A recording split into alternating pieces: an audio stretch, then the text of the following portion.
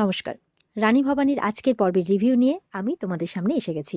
তোমাদের সবাইকে বাংলা সিরিয়াল সমাচারে অনেক অনেক স্বাগত জানিয়ে আজকের পর্বের রিভিউ শুরু করছি। শুরুতেই যেটা দেখা যাচ্ছে যে ভবানী তো একদম নতুন সাজসজ্জা মানে নতুন বেশ নিয়ে নিয়েছে, একজন পুরুষ মানুষের বেশ।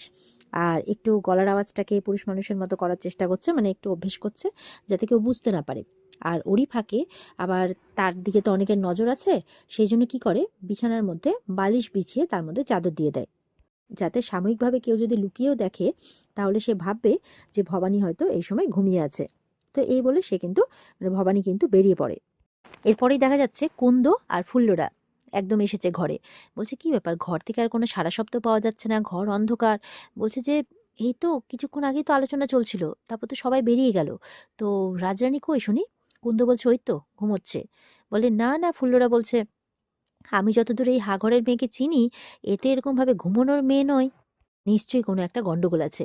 এই বলে বিছানার দিকে এগিয়ে এসেছে আর চাদরটা তুলতেই দেখে বালিশ বেছানো আছে। তখন বলে হাই হাই হাই, কি হলো, রাজরানী পালিয়েছে, রাজরানী পালিয়েছে। কুন্দ বলছে বাবা পেটে পেটে এত কুবুদ্ধি, বলছে এক্ষুনি জানাতে হবে, ইয়েকে প্রসাদ দাদাকে জানাতে হবে, ফুল্লরা বলছে। এই বলে দৌড়ে চলে যায় প্রসাদের কাছে। ওদিকে ভবানী কিন্তু হাটে পৌঁছে গেছে। পৌঁছে সেরকম কোনো লোকজন দেখতে পাচ্ছে না, আবার ভাবছে যে কেউ ওকে দেখে তো বুঝতে পারছে না, মানে কেউ ওকে দেখে দাঁড়িয়েও পড়ছে না, তার মানে কেউ হয়তো ওকে চিনতে পারছে না, তার মানে ওর সাজসজ্জা ঠিকই আছে। এরপর একজন বয়স্ক মানুষ জিজ্ঞাসা করছে আপনি কে, কোথা থেকে এসেছেন?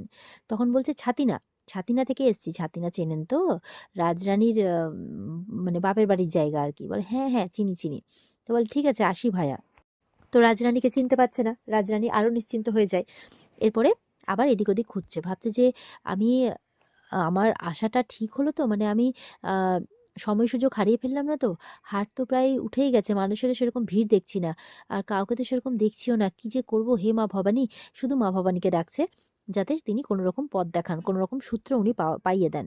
ঠিক সেই সময় দেখা যাচ্ছে সেই যে সেপাই, মানে ওই পাইক মাদকদ্রব্য খুঁজতে খুঁজতে হাটে এসেছে। ওই একজন বয়স্ক ভদ্রলোককে জিজ্ঞাসা করছে আপনার কাছে আছে নাকি বিদেশি মাদক? তো সেই বয়স্ক ভদ্রলোককে জিজ্ঞাসা করছে বিদেশি মাদক আছে কিনা? বলছে না আমার কাছে নেই। বলে কোথায় পাওয়া যাবে জানেন? না সেটা কিন্তু ভবানী শুনে ফেলেছে। তখন ভবানী বলছে আমার কাছে আছে ভায়া। বলে আপনি আপনি কোথা থেকে এসছেন? তখন বলছে সেসব জেনে লাভ কি, আমার কাছে বিদেশি মাদক আছে, একদম খাঁটি কিন্তু, তবে খুব বেশি নেই, অল্পই আছে। তো সেটা আবার বের করে দেখাচ্ছে। তো বলছে যে আচ্ছা ঠিক আছে তাই দিন আমাকে, আর একটা মুদ্রা দিচ্ছে। তখন ভবানী বলছে এখানেই যদি হিসেব দর কষাকষি হয়ে যায় তাহলে আর ওর সাথে যাবে কি করে? তো বলছে না না ভাইয়া, আমি একদম বিদেশি খাঁটি জিনিস দিচ্ছি, তাও আবার কলকাতা থেকে আনা। তো সেটা তো এত একটা মুদ্রাতে হয় নাকি? তো বলে যে তাহলে কি চাই? তখন বলছে যে আমার কলকাতার টাকাই চাই, এটা আপনি এক কাজ করুন বরঞ্চ ওই সাহেবদের কাছে আমাকে নিয়ে চলুন, তারা দেখলেই বুঝতে পারবে এটা কত খাঁটি, আর ব্যাস তাদের কাছ থেকে আমি টাকাও পেয়ে যাব। তখন বলছে বাবা লোভ তো দেখছি সেই 16 আনা, ঠিক আছে চলো আমার সাথে। তো ভবানীর প্ল্যান খেলে যায়। ভবানী এবার তার সাথে গিয়ে পৌঁছয়, আর যে ডেরার কাছাকাছি গেছে পাখির আওয়াজ করছে, মানে ইশারা দিচ্ছে। তখন সে পাইক বলছে এই এটা আবার কি ধরনের আওয়াজ করছো? তখন বলছে আসলে আমি না বিভিন্ন রকমের পাখির আওয়াজও করতে পারি, তাই যখন এই জঙ্গল টঙ্গল দেখি না আমার গলা থেকে অটোমেটিক এই পাখির আওয়াজ বেরিয়ে পড়ে। বলে আচ্ছা আচ্ছা ঠিক আছে বেশি কথা নয়, চুপচাপ ভেতরে চলো। বলে ভেতরে বড় কেউ আছে বুঝি? বলছে বললাম তো খুব বেশি কথা নয়, চলো ভেতরে। এই বলে এবার ভেতরে নিয়ে যাচ্ছে। আর ওদিকে দেখা যাচ্ছে কুন্দ আর ফুল্লরা ওরা খবর দিতে গেছে তাদের প্রসাদ দাদাকে। গিয়ে তো বলছে সর্বনাশ হয়ে গেছে, রানী ভবানী পালিয়ে গেছে। তো বলছে কি, একটা কাজ করতে দিয়েছি এই কাজটাও করার ঢং নেই, অকর্মার ঢেকি সব। বলে আমরা তো নজর রেখেছিলাম, সব লোক তো বেরিয়ে গেল, ভবানী মানে রানী ভবানী তো বেরোয়নি, রাজরানী তো বেরোয়নি, তো এই ব্যাপার এখন দেখছি ঘরে নেই, বালিশ সাজানো আছে শয্যাতে, তাই বলছে। বলছে একটা কাজ কোনো কিছু হয় না, এখন আমাকেও বেরোতে হবে। এই ভবানী বউঠান দেখছি সহজে হার মানার মেয়ে নয়, এই দেখছি একেবারে লক্ষ্যে পৌঁছেই ছাড়বে না, আমাকেও বেরোতে হবে। এই বলে প্রসাদও বেরিয়ে পড়ে। এদিকে ভবানী কিন্তু ঘরটাতে ঢুকেছে, আর ভবানীর আগে ওই পাইক ঢুকেছে। ওরা বলছে কই কই আমাদের মাদক কই, মাদক কই? বলে ওই যে একজনকে এনেছি। বলে এ কে, এ কে? আর ভবানী ঢুকতে না ঢুকতেই কিন্তু সবার গোঙানির আওয়াজ পাচ্ছে, বাঁচাও বাঁচাও এরকম টাইপের আওয়াজ পাচ্ছে। বলে এখানে অনেকগুলো মহিলাদের গোঙানির আওয়াজ শুনতে পাচ্ছি মনে হচ্ছে, তার মানে এখানেই ওদেরকে আটক করে রাখা হয়েছে। তো এরপরে ভবানীকে বলছে কই দেখি কেমন মাদক দেখি। তখন ভবানী বের করে দেখাচ্ছে, বলে হ্যাঁ হ্যাঁ এটাই, এটা এক্স্যাক্টলি এটাই, এটাই চাই আমাদের, এটারই পিপাসু আমাদের, তাই বলছে। এরপর যখন নিতে যাবে তখন ভবানী একটা চড় কষে লাগায় একেবারে। সবাই তো অবাক হয়ে যায়, কি ব্যাপার, কে আপনি, এত বড় সাহস? তখন ভবানী গোপটা খুলে দেয়, চুলটা খুলে দেয়, আর বলছে আমি আমি রাজরাজেশ্বরী রানী ভবানী।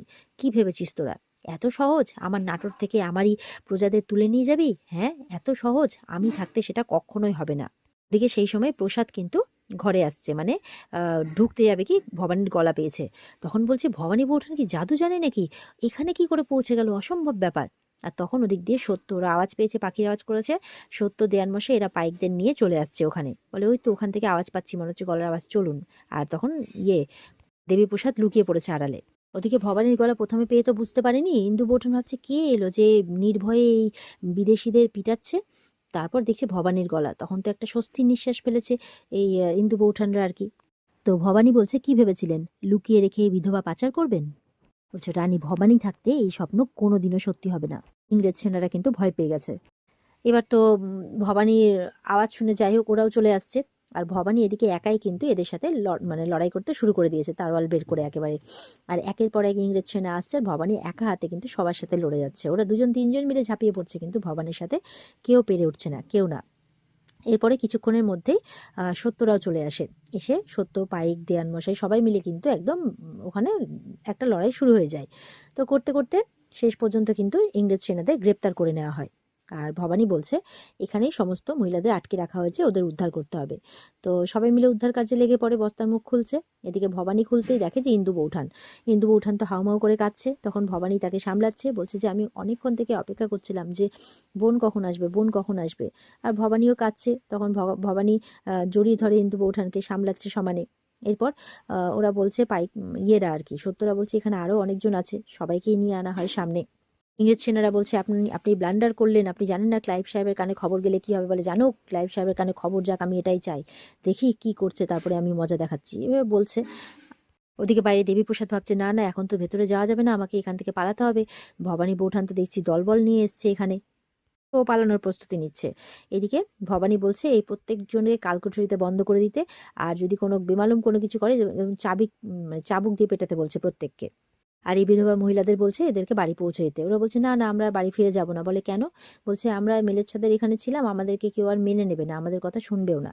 তখন ভবানী বলছেন যে এদের যদি গ্রামে জায়গা না হয়, এদেরকে যত্ন সহকারে সাবধানের সাথে মানে কাশিধামে পাঠানোর ব্যবস্থা করুন, আর সঙ্গে পাইক পাঠান, যাতে এদের যাত্রা শুভ হয়। আপাতত এদের কোনো একটা ভালো জায়গায় রাখতে বলছে, সাবধানে। এবার তো সবাই ওখান থেকে উদ্ধার হয়ে বেরোচ্ছে হাসি মুখে। আর এদিকে ভবানী বলছে, আমি নিজেও তো বিধবা, আমি অস্ত্র শিক্ষা জানি বলে নিজেকে এখনো রক্ষা করতে পারছি। তাই এই সমস্ত বিধবাদের অন্ধকার জগৎ থেকে বের করে আনতে হবে, এদেরকে অস্ত্র শিক্ষায় পারদর্শী করে তুলতে হবে, যাতে এরাও নিজেদের লড়াই নিজেরা লড়তে পারে। আর বলছে, আমি এটা নিজে হাতে করব, আর করবই। আর এখানেই কিন্তু আজকের পর্ব শেষ হয়ে যায়। তো এই ছিল আজকের পর্বের রিভিউ। ভালো লেগে থাকলে পর্বকে লাইক, কমেন্ট করে জানাতে ভুলবে না, আর আমাদের সাথে জুড়তে চ্যানেলকে সাবস্ক্রাইব করতে ভুলবে না। দেখা হচ্ছে তোমাদের সাথে আগামীকালকে। সবাই খুব ভালো থাকবে। আজকের মতো পর্ব এই পর্যন্তই। টাটা।